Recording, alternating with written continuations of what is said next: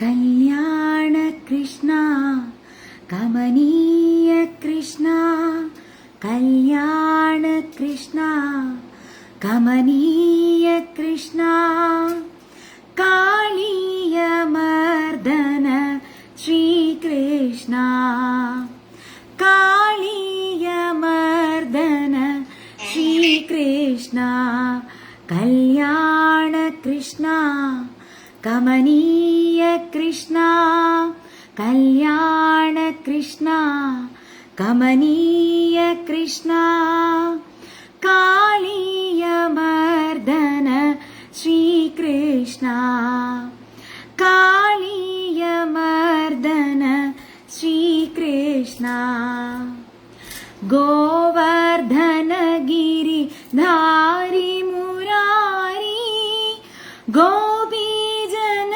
സഞ്ചാരി മുരാരി ഗോപീജന സഞ്ചാരി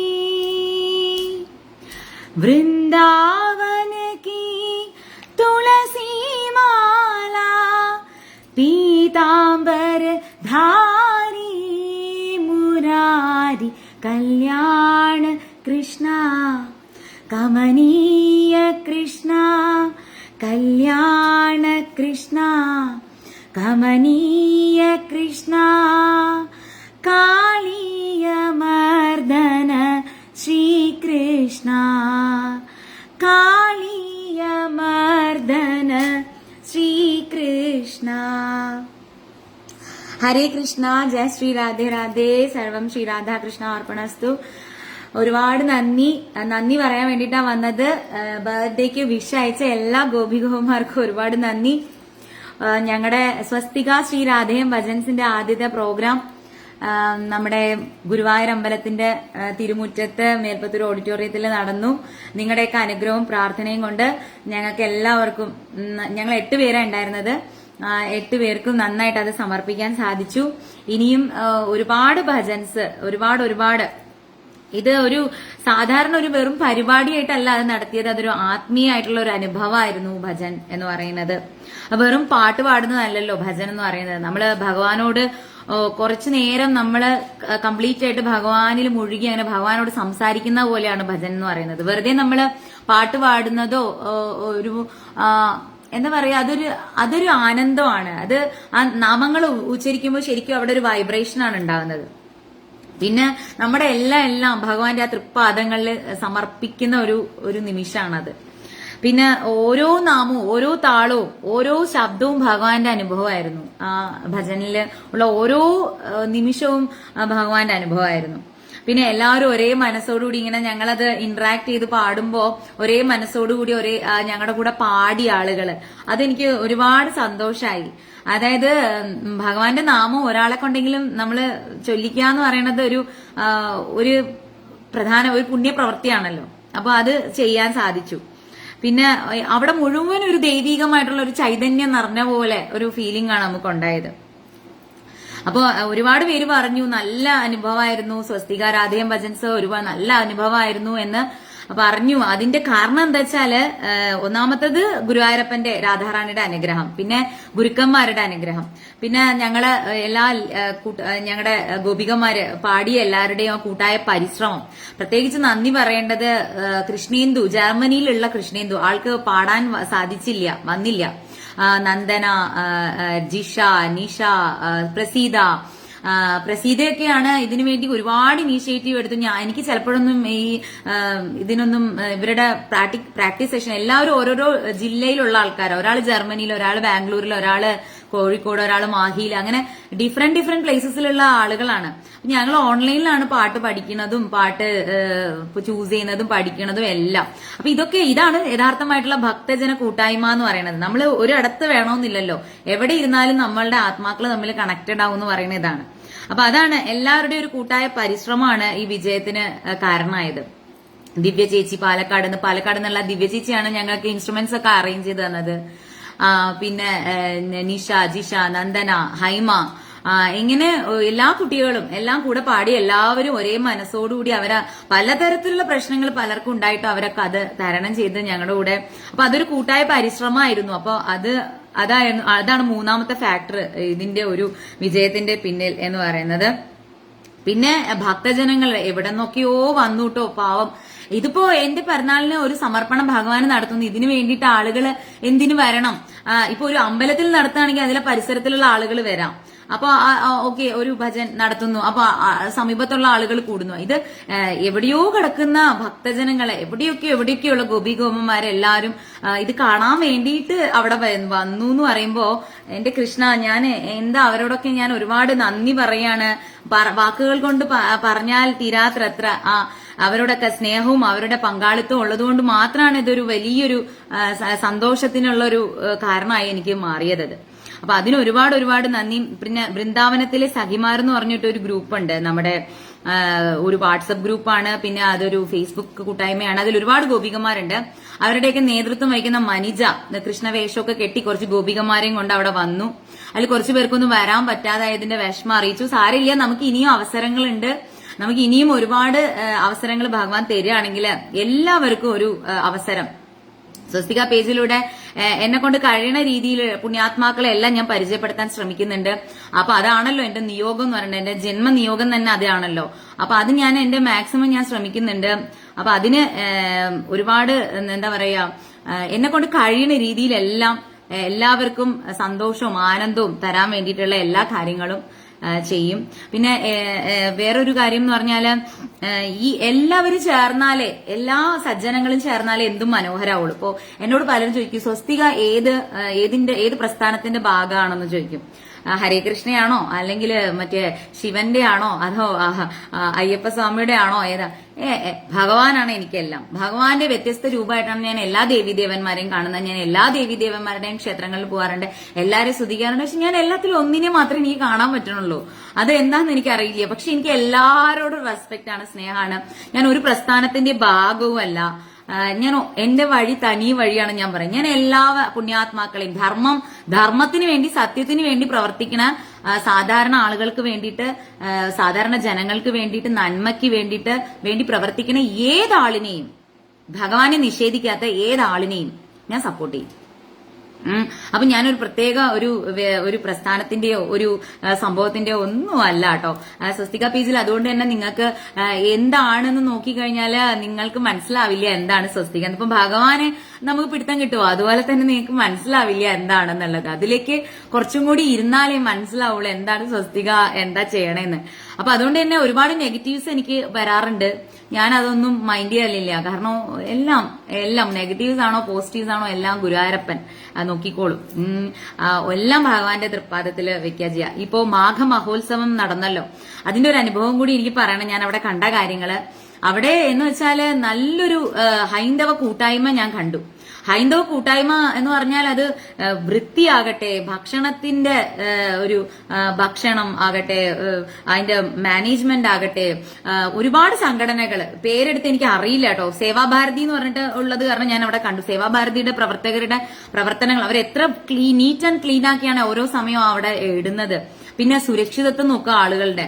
ആ പാലത്തിലൂടെയൊക്കെ ആളുകളെ കടത്തി വിടുമ്പോൾ ഒരു താൽക്കാലിക പാലം കെട്ടിയതാണ്. അപ്പൊ ഒരാൾക്ക് എന്തെങ്കിലും ജീവഹാനി പറ്റിയാല് സാങ്ഷൻ കൂടിയും കിട്ടാത്ത പ്രോഗ്രാം ആയത് കാരണം വലിയ പ്രശ്നങ്ങൾ ഉണ്ടാവും. പക്ഷെ ഗുരുവായൂരപ്പന്റെ നവാമുകുന്ദന്റെ കൃപാകടാക്ഷം ആ പരിപാടിക്ക് ഉണ്ടായിരുന്നു എന്നുള്ളതിന്റെ മറ്റൊരു ഇതാണ്. പിന്നെ മഹാമണ്ഡലേശ്വർ സ്വാമിജി, പിന്നെ ഒരുപാട് സ്വാമിജികളെ എനിക്ക് പേര് എല്ലാവരുടെയൊന്നും അറിയില്ല, പക്ഷെ കുറെ സ്വാമിജിമാരെ പരിചയപ്പെട്ടു. അവരുടെയൊക്കെ പിന്നെ തിരൂർ ദിനേശൻ സാറിനെ എനിക്ക് മുന്നേ അറിയാം, സാറിന്റെ പുസ്തകങ്ങൾ വായിച്ചിട്ടുണ്ട്. പക്ഷെ സാറൊക്കെ ജീവിതം പോലും സമർപ്പിച്ചിരിക്കുന്നത് ഈ നമ്മുടെ ധർമ്മത്തിന് വേണ്ടിയിട്ട്, നമ്മുടെ ഈ ക്ഷേത്രങ്ങൾ പുനരുദ്ധരിക്കാൻ വേണ്ടിയിട്ടൊക്കെ ജീവിതം സമർപ്പിച്ചിരിക്കുന്ന ഒരുപാട് ആളുകളെ. പിന്നെ മത അമൃതാനന്ദമയി ആശ്രമത്തിന്റെ അതുല്യാമൃത പ്രാണാം സ്വാമിനി അമ്മ എന്തൊരു സ്നേഹമായിരുന്നു എന്നറിയാമോ. എന്നോട് ചോദിച്ചു, പ്രഭാഷണം ചെയ്യാനായിട്ട് വിളിച്ചു. ഞാൻ അവിടെ ചെന്നപ്പോ, ഞാൻ പ്രഭാഷണം ചെയ്യാൻ വേണ്ടിയിട്ടൊന്നും അല്ല പോയത്. അപ്പൊ എന്നെ കണ്ടപ്പോ സ്വാമിനി മാഡത്തിന്റെ കൂടെ ഇരുന്ന ഒരു സ്വാമിജി ഞാൻ ട്രെയിനിൽ വെച്ച് പരിചയപ്പെട്ടതാ. അദ്ദേഹം പറഞ്ഞു, ഒരു പ്രഭാഷണം ചെയ്യുമോ എന്ന് വെച്ചാൽ എന്നെ കൂട്ടിക്കൊണ്ടുപോയി. സ്വാമിനി മാഡവും പിറകെ വന്നു. എനിക്കറിയില്ല സത്യം പറഞ്ഞാൽ, അതൊക്കെ ഗുരുവായൂരപ്പന്റെ കൃപാകടാക്ഷമായിട്ടേ കാണുന്നുള്ളൂ. ഞാൻ അവിടെ സ്റ്റേജിൽ വെച്ചിട്ട് ആ ഷോള് പൊതച്ചു, അവിടെ അവരുടെ മുമ്പിൽ വെച്ചിട്ട് എനിക്കറിയില്ല. പിന്നെ ഞാൻ ഹസ്ബൻഡിന്റെ വീട്ടിൽ ആദ്യം വരുന്ന സമയത്ത് അയ്യപ്പൻകാവിൽ ഈ പ്രഭാഷണം നടത്തുന്ന ഒരു സാറുണ്ടായിരുന്നു. ആ സാറാണ് എനിക്ക് ആദ്യമായിട്ട് ഈ പ്രഭാഷണങ്ങൾക്ക് ഒരു പ്രചോദനമായത്. പിന്നെ ഞാൻ അദ്ദേഹത്തെ കണ്ടിട്ടില്ല. പക്ഷെ അന്ന് ആ സ്റ്റേജിൽ വെച്ചിട്ട് എന്നെ ഷോള് പൊതിക്കുന്ന അദ്ദേഹമാണ്. അപ്പൊ അദ്ദേഹത്തിനെ കാണാൻ പറ്റി. പിന്നെ അന്ന് പിറന്നാള് തിഥിയായിരുന്നു. അന്ന് അമ്മയുടെ വക, അമൃതാനന്ദമയി അമ്മയുടെ വകയായിട്ടുള്ള ഒരുപാട് ഗിഫ്റ്റുകള്, പുസ്തകങ്ങള്, അമ്മയുടെ പെർഫ്യൂം, അത് എന്തൊക്കെയോ സംഭവങ്ങൾ ഉണ്ടായിരുന്നു അതിനകത്ത്. അതെല്ലാം എനിക്കൊരു ബാഗിലാക്കി തന്നു അവര്. അപ്പൊ എന്റെ പിറന്നാൾ ഗിഫ്റ്റ് പോലെ ഞാൻ അമൃതാനന്ദമയി അമ്മ ദേവി തന്ന പോലെ ഞാൻ അത് സ്വീകരിച്ചു. അവിടെ ഇരുന്നപ്പോ പാട്ട് പാടുമോ എന്ന് ചോദിച്ചു. എന്നിട്ട് ഭജൻ പാടിക്കോളാൻ പറഞ്ഞു. അങ്ങനെ ഒരു 2 മിനിറ്റ് ഭജൻ പാടാനുള്ള അവസരം തന്നു. ഇതൊന്നും ഞാൻ ചോദിച്ചിട്ടോ അല്ലെങ്കിൽ അവര് നേരത്തെ എന്നെ ക്ഷണിച്ചിട്ടോ അല്ല. ഞാൻ എന്റെ കുടുംബത്തിൽ കയറി പോണ പോലെ അങ്ങോട്ട് കയറിപ്പോയി. അപ്പൊ അവര് കുടുംബക്കാരാകുമ്പോ പിന്നെ നമ്മൾ പ്രത്യേകിച്ച് ക്ഷണിച്ചിരിക്കേണ്ട കാര്യമൊന്നുമില്ലല്ലോ. എന്നോട് പാടാൻ പറഞ്ഞു, ഞാൻ പാടി. പ്രഭാഷണം ചെയ്യുന്ന വെച്ച് ഞാൻ പ്രഭാഷണം ചെയ്തു. അപ്പോ അങ്ങനെ എല്ലാം ഭഗവാന്റെ ആത്മബന്ധുക്കളല്ലേ. ഇപ്പോ കൃഷ്ണനെ പ്രചരിപ്പിക്കുന്ന ആളാണെങ്കിലും ശിവനെ പ്രചരിപ്പിക്കുന്ന ആളാണെങ്കിലും ദേവി ഭക്തനാണെങ്കിൽ എനിക്ക് ഒന്നാണ് കേട്ടോ. ഞാൻ എല്ലാത്തിലും ഒന്നേ കാണുന്നുള്ളൂ. ഞാൻ അവരിലെല്ലാം ഉള്ള ആത്മചൈതന്യത്തെ മാത്രമേ കാണുന്നുള്ളൂ. ഞാൻ അവരെ എല്ലാവരെയും പുണ്യാത്മാക്കളായിട്ട് മാത്രമേ എനിക്ക് കാണാൻ പറ്റണുള്ളൂ. എനിക്കറിയില്ല. അതുപോലെ എനിക്ക് വലിയ സന്തോഷം എന്ന് പറഞ്ഞാല് മോഹൻജിയെ പരിചയപ്പെടാൻ സാധിച്ചു. നിങ്ങൾക്ക് മോഹൻജി ഫൗണ്ടേഷൻസിനെ പറ്റി അറിയോന്നറിയില്ല. മോഹൻജി വൃന്ദാവനത്തിൽ ഒരു ഗുരുവായൂരപ്പ ക്ഷേത്രം നിർമ്മിക്കുന്നുണ്ട്. അപ്പൊ ആദ്യം എന്നോട് ഒരിക്കൽ എന്റെ ഫ്രണ്ട് ശ്രീഷ പറഞ്ഞു, ഇങ്ങനെ വൃന്ദാവനത്തിൽ ഒരു ഗുരുവായൂരപ്പ ക്ഷേത്രം നിർമ്മിക്കുന്ന അതിന്റെ ബ്രോഷർ ഗുരുവായൂരിൽ വെച്ചിട്ട് ഉദ്ഘാടനം ചെയ്യാനായിട്ട് മോഹൻജി ഫൗണ്ടേഷൻ എന്ന ഒരാൾ വിളിച്ചു, സ്വസ്തിക വരുമോ എന്ന് ചോദിച്ചു. അപ്പൊ എനിക്ക് മോഹൻജിനെ അന്ന് അറിയില്ല കേട്ടോ, സോറി. എനിക്ക് അത്രത്തോളം എന്തോ എനിക്ക് അറിഞ്ഞില്ല ഞാന്. അപ്പൊ ഞാൻ പറഞ്ഞു, അതിനെന്താ വൃന്ദാവനത്തിൽ ഗുരുവായൂരപ്പ ക്ഷേത്രം ഞാൻ ബ്രോഷർ കൊടുക്കാലോ എന്ന് പറഞ്ഞു. അറിയാതെ തന്നെ എനിക്ക് ഒരുപാട് സന്തോഷം തോന്നി. എനിക്ക് സന്തോഷം തോന്നി. അപ്പൊ ഞാൻ ഓക്കെ പറഞ്ഞു. പക്ഷെ അത് പിന്നീട് അത് നടന്നില്ല എന്നോ അതെന്തോ വേറെ ആളെ കൊണ്ട് ചെയ്യോ എന്തോ ചെയ്തു. അത് പിന്നെ അതിനെപ്പറ്റി ഞാൻ അന്വേഷിച്ചില്ല, അവരെന്നെ അപ്രോച്ച് ചെയ്തതുമില്ല. പക്ഷെ അവിടെ ഞാന് മാഘമാഘ കുംഭമേളയ്ക്ക് പോകുന്ന സമയത്ത് അവിടെ ഞാൻ ശിവന്റെ അമ്പലത്തിന്റെ സൈഡിൽ ഭക്ഷണം കഴിക്കാൻ വേണ്ടിയിട്ട് അവിടത്തെ ചേട്ടന്മാർ കൊണ്ടുപോയി ഭക്ഷണം കഴിച്ച് ഞാനിങ്ങോട്ട് ഇറങ്ങും. ഭക്ഷണം കഴിക്കാൻ പോകുന്ന വഴിയിൽ പറഞ്ഞു, മോഹൻജി അവിടെ ഇരിക്കുന്നുണ്ട്, ഒന്ന് പരിചയപ്പെട്ടോളൂ എന്ന് പറഞ്ഞു. അപ്പൊ ഞാനാണ് ആ മോഹൻജിയോ? അപ്പൊ അദ്ദേഹമാണ് ഈ നിള ആരതിയും ഇവിടെ ഇപ്പോ 24 hours 3 നേരം ഫുഡ് എല്ലാം അദ്ദേഹത്തിന്റെ ഫൗണ്ടേഷനാണ് കൊടുക്കുന്നതെന്ന് പറഞ്ഞു. അപ്പോ എനിക്കതൊരു അതെയോ എന്നാ അദ്ദേഹത്തിനെ ഒന്ന് പരിചയപ്പെടണമല്ലോ എന്ന് പറഞ്ഞു. ഞാൻ കയറി ചെല്ലുമ്പോൾ തന്നെ എന്തൊരു വിനയമാണ് അദ്ദേഹത്തിന്, എന്തൊരു മനുഷ്യനാണ്, എന്തൊരു തേജസ്സാണ്. എനിക്ക് ഒത്തിരി ഇഷ്ടമായി അദ്ദേഹത്തിന്റെ അത് എത്ര വലിയൊരാളാണ്. ഞാനൊരു പൊട്ടത്തി. ഞാൻ പോയിട്ട് സാറേന്ന് വിളിച്ചു, ഗുരുജീനെ സാർ എന്ന് പറഞ്ഞിട്ട് ഞാനൊരു മണ്ടി. അപ്പോ അത്രയും വലിയൊരാളുടെ മുമ്പില് ഞാൻ പോയിട്ട് നിന്നിട്ട് ക്യാമറയും കൊണ്ടിട്ട് സാറിന് എന്താ പറയാനുള്ളതെന്ന് എനിക്കിപ്പോ ആലോചിക്കുമ്പോഴേ എനിക്ക് അത് കഴിഞ്ഞിട്ട് ഞാൻ അദ്ദേഹത്തിന്റെ ഇൻസ്റ്റഗ്രാം പേജും ഫേസ്ബുക്ക് പേജും ഒക്കെ എടുത്തു നോക്കിയപ്പോഴേ എനിക്ക് എന്നോട് തന്നെ ഒരു ചമ്മലാ തോന്നിയത്. ഞാൻ ആരുടെ മുന്നിലാ പോയി നിന്നേന്ന് പറഞ്ഞിട്ട്. പക്ഷെ എനിക്കൊരു ഓപ്പർച്യൂണിറ്റി കിട്ടി. അദ്ദേഹത്തിന് എല്ലാവരുടെ മുന്നിലും പരിചയപ്പെടുത്തി കൊടുക്കാനൊരു അവസരം എനിക്ക് ഭഗവാൻ തന്നു. ഞാനാണെങ്കിൽ ആകെ എന്താ പറയാ, കുചേലൻ കൃഷ്ണന്റെ മുന്നിൽ നിൽക്കില്ല, അതേപോലത്തെ ഒരു അവസ്ഥയാണ് എനിക്കിപ്പോ അദ്ദേഹത്തെ പറ്റി ആലോചിക്കുമ്പോ. പക്ഷെ ഞാൻ അങ്ങനെ ഒരു വ്യക്തിയെ കയ്യിൽ കിട്ടിയിട്ട് കുറച്ചും കൂടി കാര്യങ്ങൾ ചോദിക്കായിരുന്നില്ലേ, കുറച്ചും കൂടി എന്തൊക്കെ അദ്ദേഹത്തിനോട് ചോദിക്കായിരുന്നു. പക്ഷെ അത് കഴിഞ്ഞിട്ട് ഒരു രസം എന്ന് പറഞ്ഞാല് ഈ നിള ആരതി കാണണം. അപ്പൊ നിള ആരതി കാണണം. അപ്പൊ അതിന് പ്രത്യേകമായിട്ട് ഫ്രണ്ടിൽ പോയിരുന്ന് കാണണമെന്നുണ്ടെങ്കിൽ പ്രത്യേക പെർമിഷനും കുറെ എന്തൊക്കെയോ ആളുകൾ VIP പാസ്സൊക്കെ വേണം. അപ്പോ എന്റെ കൂടെ ഞാൻ ഓൾറെഡി കണ്ടു. അങ്ങനെ തന്നെ എനിക്ക് കാണാൻ ഒന്നും ചെയ്യാതെ തന്നെ എനിക്കത് കിട്ടി. അപ്പൊ ഞാനത് കണ്ടു. പക്ഷെ എന്റെ കൂടെ വന്ന കൂട്ടുകാരിമാർക്ക് ഭയങ്കര ആഗ്രഹം, സ്വസ്തിക എങ്ങനെയെങ്കിലും ഒന്ന് സാധിച്ചു തരുമോ എന്ന് ചോദിച്ചു. അപ്പൊ ഞാൻ എന്തെങ്കിലും ചെയ്യാൻ നോക്കട്ടെ, നിങ്ങൾ വാന്ന് പറഞ്ഞിട്ട് ഇങ്ങനെ നടക്കുക. അപ്പോ മോഹൻജി ഇങ്ങനെ വരികയാണ്. ആ സമയത്ത് തന്നെ മോഹൻജി അതിൽ കൂടി ഇങ്ങനെ വരിക കുറെ ആളുകളെയും കൊണ്ട്. അപ്പൊ ഞാനിങ്ങനെ പറഞ്ഞു, ഞങ്ങൾക്ക് നിള ആരതി ഒന്ന് തൊഴണമെന്നുണ്ടോ, അതിനെന്താ ഇവരോട് അങ്ങനെ ഓരോ ആളുകളെയൊക്കെ വിളിച്ചിട്ട് ഇവര് എത്ര പേരുണ്ട് അവിടെ കയറ്റിയിരുത്തി അവരെ ചെയ്യൂ, അവര് കാണട്ടെ എന്നൊക്കെ പറഞ്ഞു അദ്ദേഹം. അപ്പൊ ഞാനാണെങ്കിൽ സന്തോഷവും. പക്ഷെ ഞങ്ങൾ അങ്ങനെ കണ്ടില്ല. എന്താ വെച്ചാല് ഞങ്ങൾ വിചാരിച്ചു ഓൾറെഡി ഞങ്ങൾ ഒരിടത്ത് ഒരുപാട് ആളുകൾ 2 മണി മുതലേ അവിടെ ഇങ്ങനെ ആ നിള ആരതി കാണാനായിട്ട് അങ്ങനെ വെയിലത്ത് നിൽക്കണം. അപ്പൊ അതൊക്കെ ഞാൻ പറഞ്ഞു, കഷ്ടല്ലേ, നമ്മൾ അങ്ങനെ തൊഴണ്ട, നമുക്ക് മാത അമൃതാനന്ദമയി അമ്മയുടെ അവിടെയും നിള ആരതി നടക്കുന്നുണ്ട്, നമുക്ക് അവിടെ പോയി ഇരുന്ന് അവിടെ ഭജനൊക്കെ പാടാം, എന്നിട്ട് അവിടെ ഇരുന്ന് അങ്ങനെ ഞങ്ങൾ അന്ന് അവിടെ നിന്നാണ് ഞങ്ങൾ നിള ആരതി തൊഴുന്നത്. അദ്ദേഹം പറഞ്ഞു അപ്പോ കേറ്റിക്കോളൂ, അവിടെ വോളണ്ടിയേഴ്സ് ആയിട്ട് നിന്നവരോട് പറഞ്ഞു അദ്ദേഹം. അപ്പൊ അങ്ങനെ അത് കഴിഞ്ഞതിന് ശേഷം ഞാൻ എന്ത് ചെയ്തു, അദ്ദേഹത്തിന് ഒരു പവർ, എന്തോ ഒരു സംഭവമുണ്ട് എന്റെ മനസ്സിൽ. കുറെ നാളായിട്ട് ഞാൻ കൊണ്ടു നടക്കുന്ന ഒരു ആഗ്രഹമുണ്ട്, ഞാൻ നിങ്ങളോട് പലപ്പോഴും പറഞ്ഞിട്ടുണ്ട്. എനിക്ക് എന്റെ ജന്മ ഉദ്ദേശം എന്ന് പറയുന്നത്, എനിക്ക് എവിടെയും പോകണമെന്ന് ആഗ്രഹമില്ല, എന്തെങ്കിലും ഭക്ഷണം കഴിക്കണമെന്ന് ആഗ്രഹമില്ല. എന്ന് വെച്ചാൽ എന്തെങ്കിലും ഓരോ ആളുകൾക്ക് ഓരോ ആഗ്രഹങ്ങളുണ്ടല്ലോ, അത് കാണണം, ഇത് കാണണം, ഇത് കഴിക്കണം, അങ്ങനെ കഴിക്കണം, കുഞ്ഞിന്റെ മാരേജ് കാണണം, അത് കാണണം. എനിക്ക് ഒരു ആഗ്രഹമില്ല, അതൊന്നും എന്റെ ആഗ്രഹങ്ങളില്ല. എനിക്കിപ്പോ ഒരേ ഒരു ആഗ്രഹം മാത്രമേ ഉള്ളൂ എന്റെ ലൈഫിലെ ഓരോരോ ആഗ്രഹം എന്ന് പറഞ്ഞാൽ, എനിക്കൊരു രാധയ്ക്കൊരു ക്ഷേത്രം, അതും നമ്മുടെ തിരുനാവായയുടെ കരയില്. അത് തിരുനാവായ നിളയിലെ യമുനാ നദിയുടെ പ്രസൻസ് ഉണ്ടെന്നാണല്ലോ പറയുന്നത്. സപ്തസിന്ധുക്കളുടെ പ്രസൻസ് ഉണ്ടാകുമ്പോൾ യമുനാ നദി തന്നെയാണ് നിള നദി എന്ന് പറയുന്നത്. അപ്പൊ ഗംഗാ നദി, മീൻസ് ഗംഗ, യമുന, ഗോദാവരി എല്ലാ നദിയുടെയും പ്രസൻസ് ഉള്ള നിളയുടെ തീരത്ത്, ബ്യൂട്ടിഫുൾ ആയിട്ടുള്ള ആ ഭാഗത്ത് ഒരു രാധയുടെ ഒരു ക്ഷേത്രം. എല്ലാവർക്കും ഭക്ഷണം, 3 നേരം വരുന്നവർക്ക് ഭക്ഷണം, വൈകുന്നേരം ഭജൻസ്, നിള ആരതി ചെയ്യുക. പിന്നെ അവിടെ ഗോക്കളെയൊക്കെ സംരക്ഷിക്കാനുള്ള ഒരു സ്ഥലം. പിന്നെ പാവപ്പെട്ട അമ്മമ്മമാർ, ആരുമില്ലാത്ത അമ്മമ്മമാർക്ക് അവിടെ പശുവിനെയൊക്കെ മേയിച്ച് എല്ലാം വൃത്തിയാക്കി ഭഗവാന്റെ ഭജൻസ് ഒക്കെ പാടി, അങ്ങനെ എല്ലാം ആരുമില്ലാത്ത സ്ത്രീകള് ഒക്കെ അവർക്കൊക്കെ രാധാറാണിയുടെ ഒരു സ്നേഹം കിട്ടുന്ന ഒരു സ്ഥലം. അപ്പോ രാധാറാണിയാണ് അവിടെ എല്ലാം, രാധാറാണിയുടെ വൃന്ദാവനം. അതെന്റെ ഒരു സ്വപ്നമാണ്. എന്റെ സ്വപ്നം എന്ന് പറഞ്ഞാൽ ഞാൻ ഗുരുവായൂരപ്പനോട് ഒന്നും ചോദിക്കാറില്ല. ഞാൻ എപ്പോഴും ഗുരുവായൂരപ്പനോട് ചോദിക്കുന്നത്, ഗുരുവായൂരപ്പ രാധാറാണിയുടെ ഒരു ക്ഷേത്രം വേണം എന്ന് എപ്പോഴും ചോദിക്കാറുണ്ട്. അപ്പോഴാണ് ഈ മോഹൻജി ഫൗണ്ടേഷൻസ് ഇങ്ങനെ വൃന്ദാവനത്തില് ഗുരുവായൂരപ്പ ക്ഷേത്രം ഉണ്ടാക്കണമെന്ന് പറഞ്ഞപ്പോ, എന്നാ പിന്നെ കേരളത്തിലുള്ള ഗുരുവായൂരപ്പനെ വൃന്ദാവനത്തിൽ കൊണ്ടുപോകണമെങ്കിൽ വൃന്ദാവനത്തിലുള്ള രാധയെ ഒന്ന് കേരളത്തിലേക്കും കൂടെ കൊണ്ടുവരാൻ അദ്ദേഹത്തിന് തന്നെയാ പറ്റുക എന്ന് എനിക്കും തോന്നി. അപ്പൊ അദ്ദേഹത്തിനാണെങ്കിൽ അവിടെ നിന്ന് പണ്ഡിറ്റ്മാരെയൊക്കെ കൊണ്ടുവന്ന്, രാധാറാണിയുടെ അവിടെ നിന്ന് ബസാനെന്ന് പണ്ഡിറ്റ്മാരെയൊക്കെ കൊണ്ടുവന്ന് ഇവിടെ രാധാറാണിയുടെ പ്രതിഷ്ഠ നടത്താൻ പറ്റും അദ്ദേഹത്തിന്. അപ്പൊ അത് എനിക്കിങ്ങനെ മനസ്സിൽ തോന്നി, അദ്ദേഹത്തിനേ പറ്റുള്ളൂ, അദ്ദേഹമാണ് അത് ചെയ്യേണ്ടത് എന്ന് എനിക്കിങ്ങനെ ഗുരുവായൂരപ്പ ഇങ്ങനെ തോന്നിക്കണം അതിന് തോന്നി. എന്നിട്ട് അദ്ദേഹത്തിന്റെ കൂടെ വന്ന പൂജ എന്ന് പറഞ്ഞ അദ്ദേഹത്തിന്റെ ഒരു കൂടെ വരുന്ന ഒരു അസിസ്റ്റന്റ്, ഒരു ചേച്ചി, ഒരു ലേഡി ഉണ്ടായിരുന്നു. ആ ചേച്ചി നമ്പർ തന്നിട്ടുണ്ടായിരുന്നു. അപ്പൊ അവരുടെ അടുത്ത് ഞാൻ ഒരു വോയിസ് ആയിട്ട് ഇട്ടു. ഇങ്ങനെ മോഹൻജി ആരാന്ന് പോലും അറിഞ്ഞുകൂടാതെ ഞാനിങ്ങനെ മെസ്സേജ് ഇതായിട്ട് ഇട്ടു. ഒരുപാട് പേര് ആ വീഡിയോ കണ്ടിട്ടുണ്ട്. ഒരുപാട് പേര് മോഹൻജിക്ക് താങ്ക്സ് ഗിവിംഗ് ചെയ്യുന്നുണ്ട്. ഒന്ന് ആ വീഡിയോ ഒന്ന് മോഹൻജിക്ക് കാണിച്ചു കൊടുക്കുമെന്ന് കൊടുത്തു. അപ്പം അവര് പറഞ്ഞു താങ്ക് യു പാർവതി എന്നൊക്കെ പറഞ്ഞിട്ട് അവര് മോഹൻജിക്ക് അത് ഫോർവേഡ് ചെയ്തു തോന്നുന്നുണ്ട്. അതെങ്കിലും ഞാൻ പറഞ്ഞു എന്റെ മനസ്സിലൊരു ആഗ്രഹമുണ്ട്, അത് മോഹൻജിക്ക് സാധിപ്പിച്ചു തരാൻ പറ്റുമെന്ന് എനിക്ക് തോന്നുന്നു. അപ്പോ ഞാനൊന്ന് അത് പറഞ്ഞോട്ടെ എന്ന് പറഞ്ഞു. അപ്പൊ ആ വോയിസ് ഇട്ടോളൂ എന്ന് പറഞ്ഞു. അങ്ങനെ ഞാൻ വോയിസ് ഇട്ടപ്പോ ഞാൻ ആകെ ഇമോഷണൽ ആയി. കാരണം രാധ എന്ന് പറയുമ്പോൾ തന്നെ എന്റെ നെഞ്ഞങ്ങ് പൊട്ടും.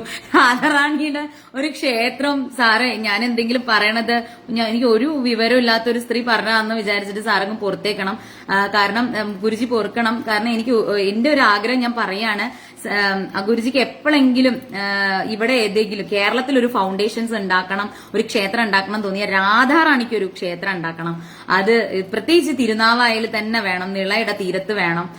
അത് എന്റെ ഒരു ജന്മ അഭിലാഷമാണ്, എന്റെ ഒരു ആഗ്രഹമാണ് സാറേ എന്ന് പറഞ്ഞിട്ട് ഞാൻ അദ്ദേഹത്തിനോട് ഒരു വോയിസ് ഇട്ട് ഞാൻ ഇമോഷണൽ ആയിപ്പോയി. ഞാൻ റിപ്ലൈ ഒന്നും പ്രതീക്ഷിച്ചില്ല. പിന്നെ എനിക്ക് റിപ്ലൈ തരാൻ പോവല്ലേ, അതും ക്ഷേത്രം ഉണ്ടാക്കണതിനെ പറ്റിയിട്ട്. അവരും ഒന്നും തിരിച്ചു പറഞ്ഞില്ല, ഫോർവേഡ് ചെയ്യുന്ന ഒന്നും എന്നോട് പറഞ്ഞതുമില്ല. ഞാനത് പിന്നെ അങ്ങ് വിട്ടു. പിന്നെ ഞാൻ രാവിലെ നമ്മുടെ ഭജൻസിന്റെ അന്നത്തെ ദിവസം രാവിലെ ഞാൻ അതിൽ കോൺസെൻട്രേറ്റ് ചെയ്തിരിക്കുമ്പോഴാണ് പൂജ മാമിന്റെ റിപ്ലൈ വരുന്നത്. അതായത് അദ്ദേഹത്തിന്റെ വോയിസ് എനിക്ക് കിട്ടി. മോഹൻജി എനിക്ക് ഒരു വോയിസ് ഇട്ടു. മോഹൻജി പറഞ്ഞു ഞാൻ ഒരു കാര്യം പറഞ്ഞാൽ അത് നടത്തുന്ന ആളാണ്, അതുകൊണ്ട് ഞാൻ വാക്കായിട്ട് തരുന്നില്ല. പക്ഷെ ഇപ്പോഴത്തെ പ്രൈമറി പർപ്പസ് എനിക്ക് വൃന്ദാവനത്തില് ഗുരുവായൂരപ്പ ക്ഷേത്രം ഉണ്ടാക്കണം എന്നാണ്. എന്തായാലും ഈ ഒരു ആഗ്രഹം മനസ്സിൽ വെച്ചോളൂ.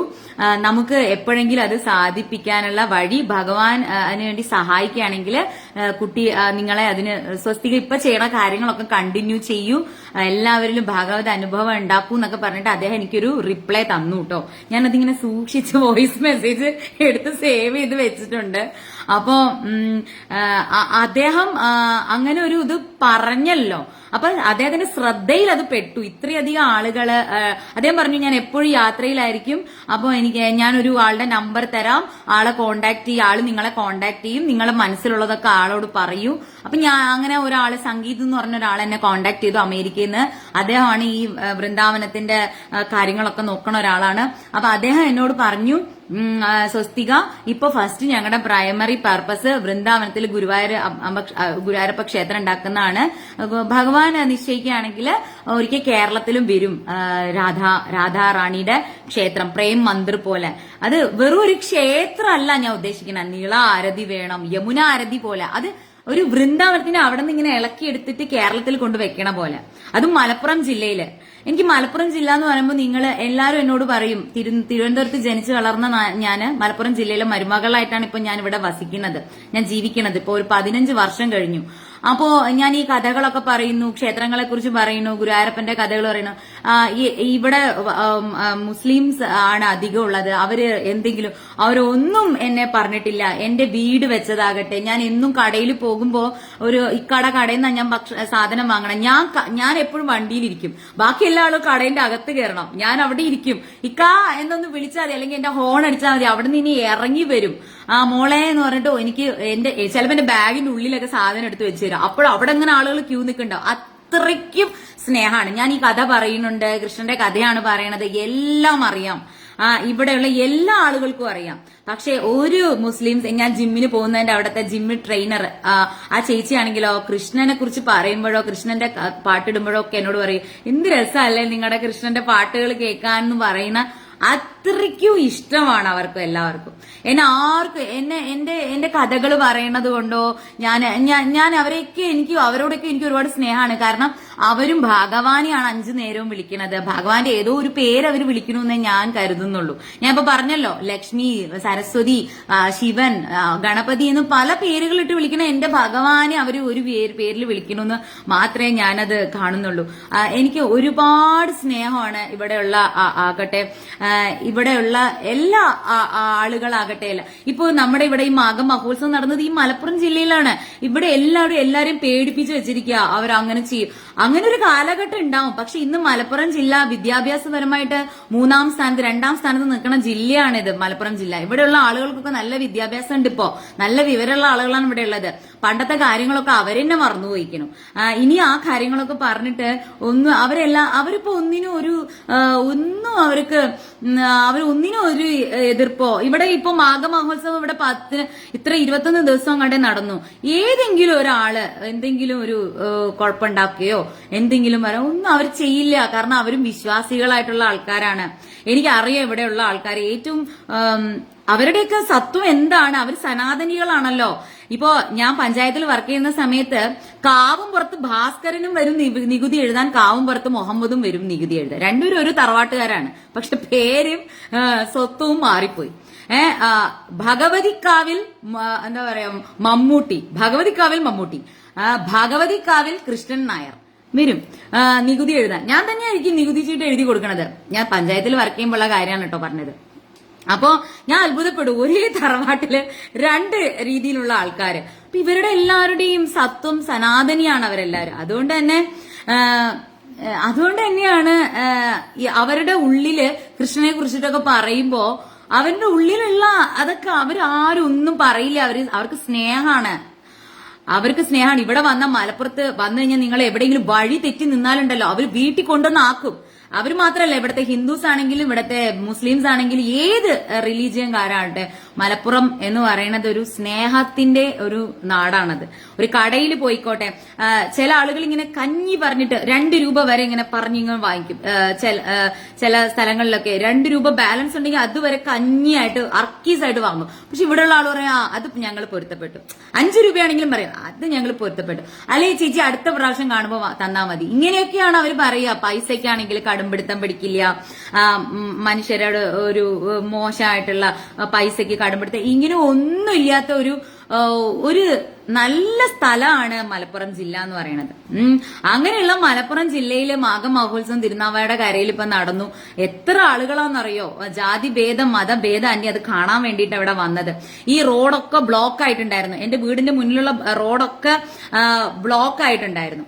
അപ്പൊ ആ ബ്ലോക്ക് ചെയ്യുമ്പോൾ വേണമെങ്കിൽ ഇവർക്കൊക്കെ പ്രശ്നം ഉണ്ടാക്കാമല്ലോ. ഏതോ ഒരു മതത്തിന്റെ സമ്മേളനം നടക്കണം, ഇവരെന്ത് ചെയ്യണം, ഇങ്ങനൊന്നും പറയില്ല. ഇവിടെ പുതിയങ്ങാടി നേർച്ച നടക്കുമ്പോ ഞങ്ങളുടെ വീട്ടിലൊക്കെ വരും ആൾക്കാര്. അവർക്ക് അന്നദാനം ഞങ്ങള് പൈസ കൊടുക്കാറുണ്ട്. ഈ പുതിയങ്ങാടി നേർച്ച എന്ന് പറഞ്ഞാൽ ഇവിടുത്തെ ഏറ്റവും ഫേമസ് ആയിട്ടുള്ള ഒരു പള്ളിയാണത്.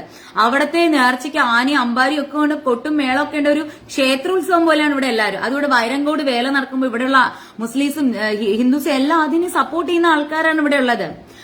അപ്പോ അത്രയും നല്ലൊരു സ്ഥലമാണ് മലപ്പുറം ജില്ല.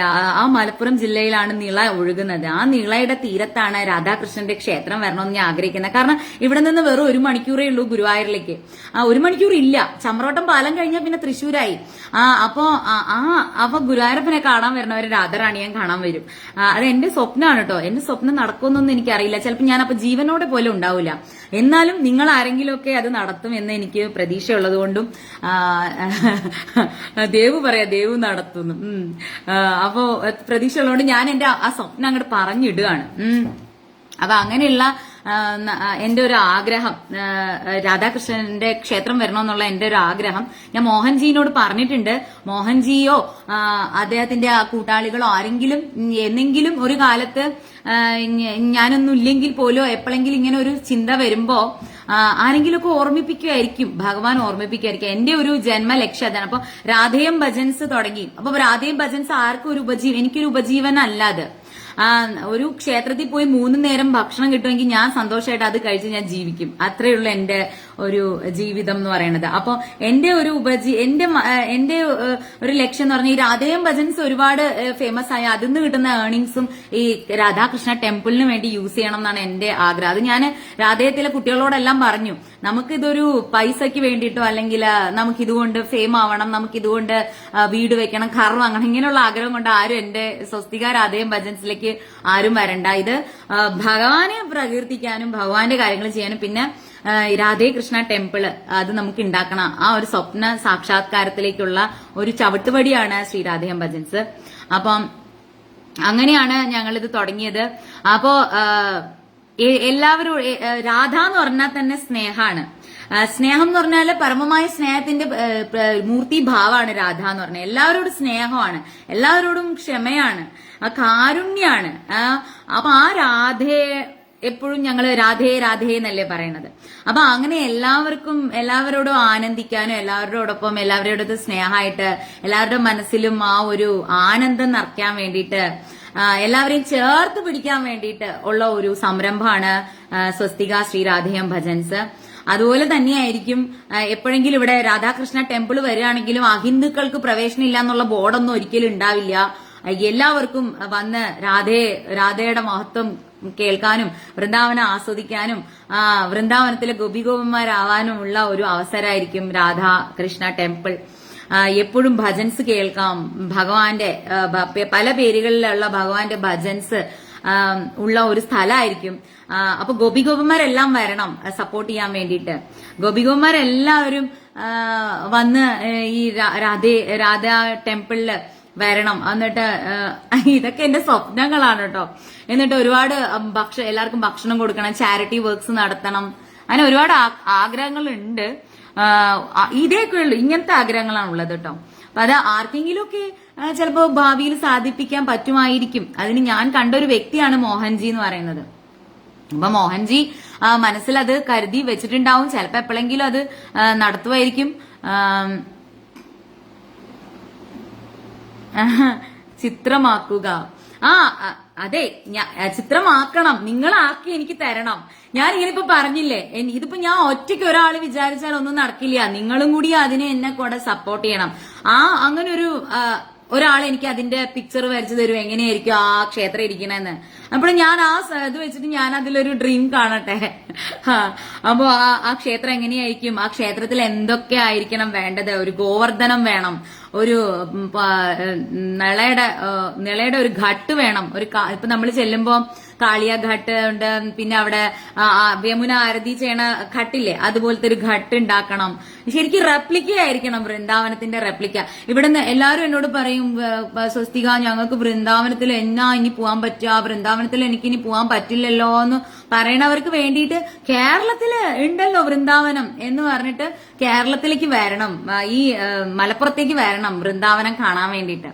അപ്പൊ അതാണ് എന്റെ ആഗ്രഹം എന്ന് പറയുന്നത്. അത്രേ ഉള്ളൂ ആഗ്രഹം. അപ്പൊ അങ്ങനെ അവസാനമായിട്ട് ഈ പരിപാടിയിൽ നമ്മുടെ സ്വസ്തിക ശ്രീ രാധേയം ഭജൻസില് പങ്കെടുത്ത എല്ലാവർക്കും, എല്ലാ സഹോദരങ്ങൾക്കും, സഹായിച്ച എല്ലാവർക്കും, പ്രാർത്ഥിച്ചവർക്ക് എല്ലാവർക്കും ഹൃദയം നിറഞ്ഞ. ഒരാൾ പറയുന്ന കേട്ടു, എനിക്ക് അസൂയ തോന്നുന്നു എന്ന് ഒരു കമന്റ് കണ്ടു. ദയവ് ചെയ്തിട്ട് അസൂയ എന്ന് പറയണത് തോന്നരുതേ. ഒന്നും വേണ്ട, അസൂയ മാത്രമാണ് എനിക്ക് പേടി. കാരണം നിങ്ങൾ എന്തിനാ അസൂയപ്പെടുന്നത്? നമ്മളെ കൊണ്ട് ചെയ്യാൻ സാധിക്കാത്ത കാര്യം വേറൊരാൾ ചെയ്യുമ്പോൾ അതിൽ ആനന്ദിക്കുകയല്ലേ ചെയ്യേണ്ടത്. ഇപ്പൊ എന്നെ കൊണ്ട് ചെയ്യാൻ സാധിക്കാത്ത നൃത്തം ചെയ്യുക, ഒരുപാട് നല്ലോണം പാട്ട് പാടുന്ന ആളുകള്, അല്ലെങ്കിൽ ഒരുപാട് കാര്യങ്ങൾ ചെയ്യാൻ മനുഷ്യരെ സഹായിക്കാൻ പറ്റുന്ന ആളുകള്, ഇവരെയൊക്കെ കാണുമ്പോൾ എനിക്ക് അഡ്മിറേഷനും എനിക്ക് സന്തോഷമാണ് തോന്നുന്നത്. കാരണം എന്റെ ആത്മാവിന്റെ ഒരു അംശമാണല്ലോ അവര്. ആ ശരീരത്തിൽ നിന്നുകൊണ്ട് അവർക്ക് അത് ചെയ്യാൻ പറ്റുന്നുണ്ടല്ലോ. അപ്പൊ ഞാൻ അവരെ മാക്സിമം സപ്പോർട്ട് ചെയ്യുക. അങ്ങനെയുള്ള ആത്മാക്കളെ കണ്ടുപിടിച്ച് നമ്മൾ സപ്പോർട്ട് ചെയ്യുകയാണ് ചെയ്യേണ്ടത്. അവരോട് അസൂയയല്ല തോന്നേണ്ടത്, അവരെ സപ്പോർട്ട് ചെയ്യുകയാണ് ചെയ്യേണ്ടത്. അപ്പൊ ദയവ് ചെയ്തിട്ട് ഇതിലൊന്നും അസൂയപ്പെടരുത്. അസൂയ എന്ന് പറയുന്ന വികാരം മോശമാണ്.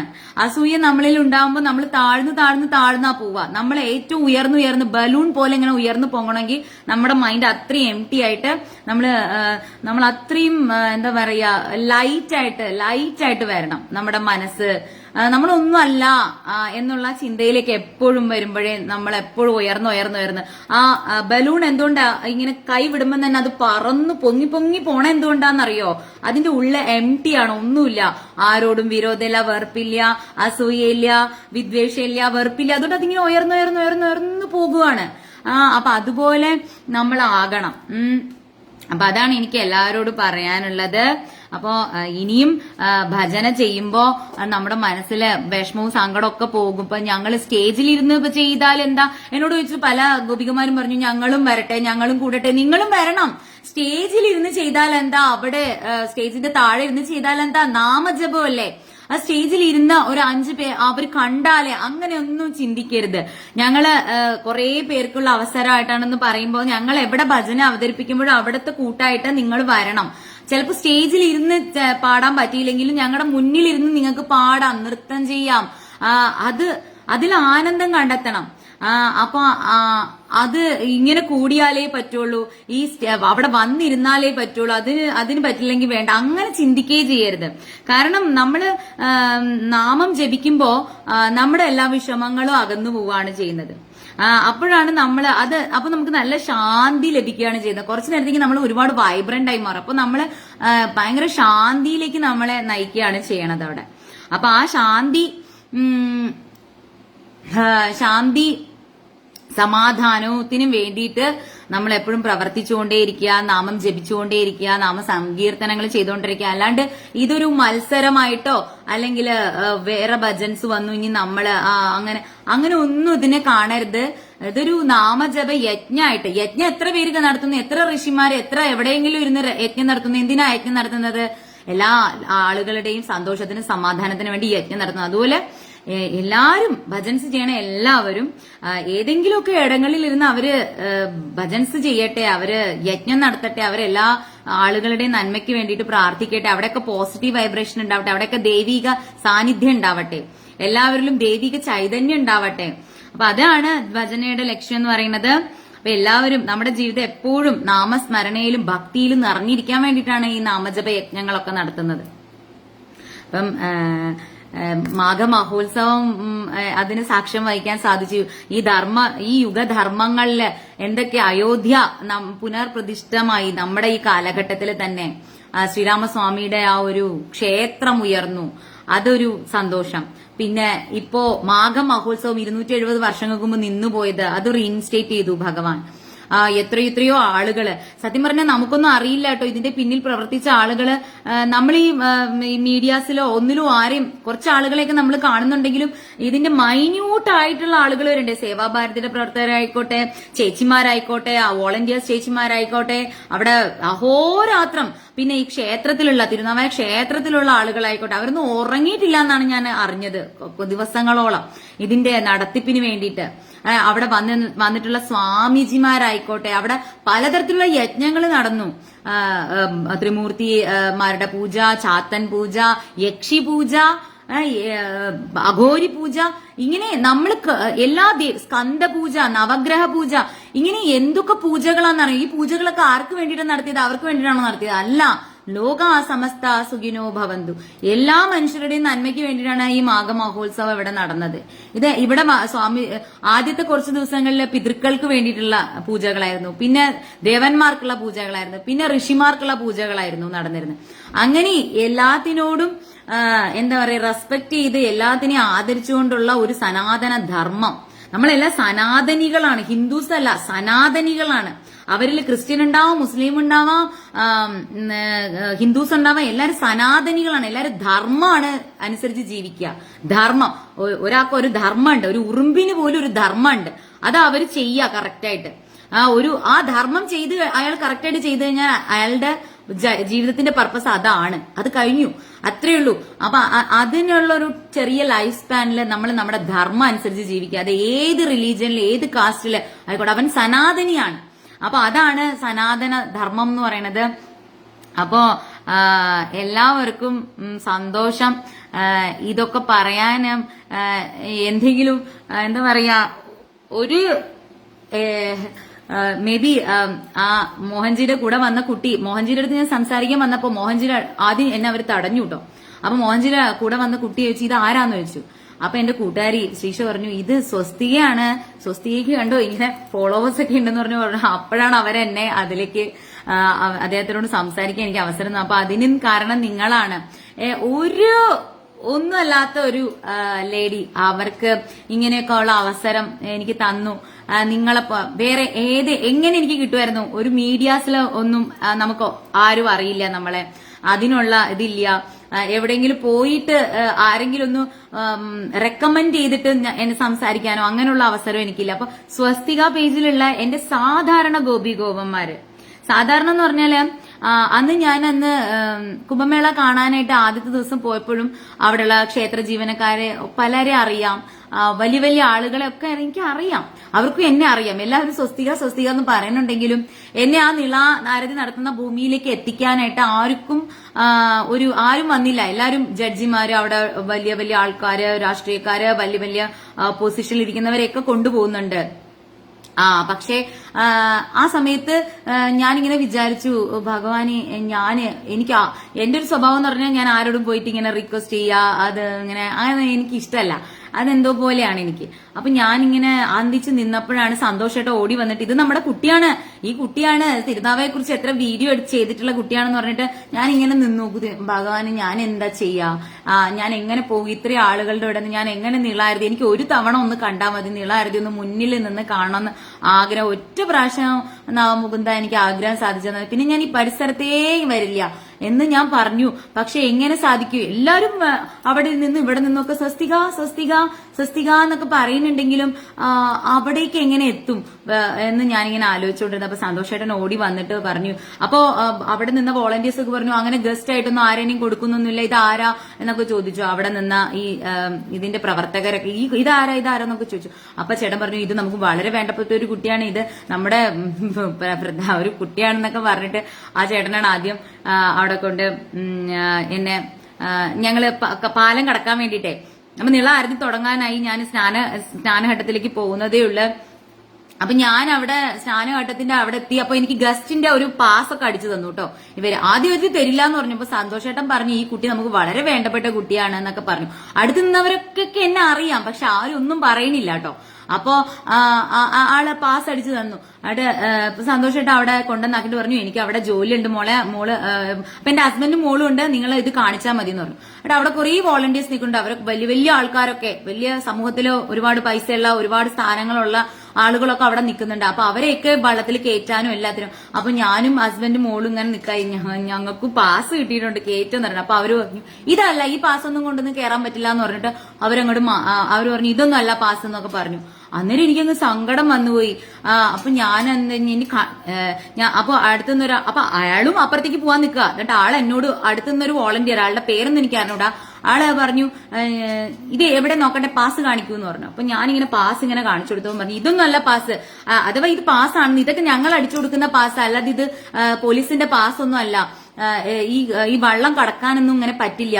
അതോ അവിടെ ഇങ്ങനെ ഒരു പാലം കെട്ടിയിട്ടുണ്ട്, വേണമെങ്കിൽ അവിടെ കൂടെ പോണം, ഇതിങ്ങനെ പാസ് ഉണ്ടെന്ന് പറഞ്ഞിട്ട് അങ്ങനെ പറയാനൊന്നും പാടില്ല. അപ്പൊ ഞാൻ പറഞ്ഞു ഞാനിങ്ങനെ ഭഗവാന്റെ കഥകളൊക്കെ പറയും, എനിക്ക് ഈ നീള ആരതി ഒന്ന് എനിക്ക് എല്ലാവർക്കും ഗോപികോമാർക്ക് കാണിച്ചെടുക്കുമായിരുന്നു, ഷൂട്ട് ചെയ്യാനാണ്. അതിന് നിങ്ങൾ അവിടെ പോകേണ്ട കാര്യമൊന്നുമില്ല, അത് ഓൾറെഡി ക്ലിക്കായി കഴിഞ്ഞു എന്ന് പറഞ്ഞു. അത് നിങ്ങൾ അവിടെ പോകേണ്ട കാര്യമൊന്നുമില്ല, അത് ഓൾറെഡി ക്ലിക്കായി എന്ന് പറഞ്ഞു. അതെനിക്ക് എന്റെ ഹൃദയത്തിൽ ഒരു കത്തിയിട്ട് കുത്തിയ പോലെ ഒരു പെയിനാണ് എനിക്ക് തോന്നിയത്. അതായത് അത് ഓൾറെഡി ക്ലിക്കായി കഴിഞ്ഞു, നിങ്ങൾ അവിടെ പോകേണ്ട കാര്യമൊന്നുമില്ല, നിങ്ങൾ പോയില്ലെങ്കിൽ അത് ക്ലിക്കായി എന്ന് പറഞ്ഞു. അപ്പൊ ഞാൻ പറഞ്ഞു ക്ലിക്ക് ആവണത് ഒരാളോ ഒരു വ്യക്തിയോ ഒരു ഇതോ വിചാരിച്ചിട്ടല്ല, അത് ഭഗവാൻ വിചാരിച്ചാൽ എന്ത് കാര്യവും ക്ലിക്ക് ആവുള്ളൂ. ചേട്ടൻ പോലും ക്ലിക്ക് ആവണമെന്നുണ്ടെങ്കിൽ ഭഗവാൻ വിചാരിക്കണമെന്ന് പറഞ്ഞു. പക്ഷെ എനിക്കത് വളരെ സങ്കടമായി. ഒരു ക്ഷേത്രത്തിൽ പോയാലോ, ഇപ്പോ റീസെന്റ് ഞാൻ ശിവന്റെ ക്ഷേത്രത്തിൽ പോയി, അവിടെ ഞാൻ പറഞ്ഞു ഞാൻ വീഡിയോ ഉള്ളിൽ ചെയ്യുന്നില്ല, ഞാൻ പുറത്തു നിന്ന് ചെയ്തോളാം എന്ന് പറഞ്ഞപ്പോ അവര് പറഞ്ഞു ക്ഷേത്രം കണ്ടില്ലേ ഇങ്ങനെ ഇരിക്കണു, തിരുനാവായ നാവാമുകുന്ദന്റെ സാന്നിധ്യമുള്ള ത്രിമൂർത്തി ക്ഷേത്രമാണിത്. അപ്പോ കുട്ടി ഒരു വീഡിയോ ചെയ്ത് കഴിഞ്ഞാല് ആളുകൾക്കൊക്കെ മനസ്സിലാവൂലേ, ഒരു വീഡിയോ ചെയ്യോ. അപ്പൊ ഞാൻ പറഞ്ഞു ഇത്രയും ആളുകൾ നിൽക്കണു, ചെയ്യണോ, കുട്ടി ധൈര്യമായിട്ട് ചെയ്തോളൂ എന്ന് പറഞ്ഞു. അങ്ങനെയാണ് ഞാൻ അതിന്റെ ഉള്ളിൽ നിന്ന് ശിവന്റെ വീഡിയോ ചെയ്തത്. അപ്പൊ അത് ചിലർക്കൊന്നും ഇഷ്ടമായിട്ടില്ല. അത് ഞാൻ പെർമിഷനായിട്ട് അവിടെ ക്ഷേത്ര ജീവനക്കാരോടോ ഒക്കെ പെർമിഷൻ എടുത്തിട്ട് ഞാൻ എന്തും ചെയ്യലുള്ളൂ, അല്ലാണ്ട് എനിക്കിത് റീലിട്ടിട്ട് എനിക്കൊന്നുമില്ല. ഇപ്പൊ റീലിട്ടിട്ട് ഞാൻ അക്കൗണ്ട് നമ്പർ പറയാണോ, ഞാൻ എന്റെ അക്കൗണ്ട് നമ്പർ ഒന്നും അല്ല, ആ ക്ഷേത്രത്തിന്റെ വ്യക്തികളുടെ പേരുകൾ, ആ ക്ഷേത്രത്തിന്റെ അക്കൗണ്ട് നമ്പറേ ഞാൻ പറയുള്ളൂ, അല്ലാണ്ട് എന്റെ പേര് പോലും ഞാൻ പറയില്ല.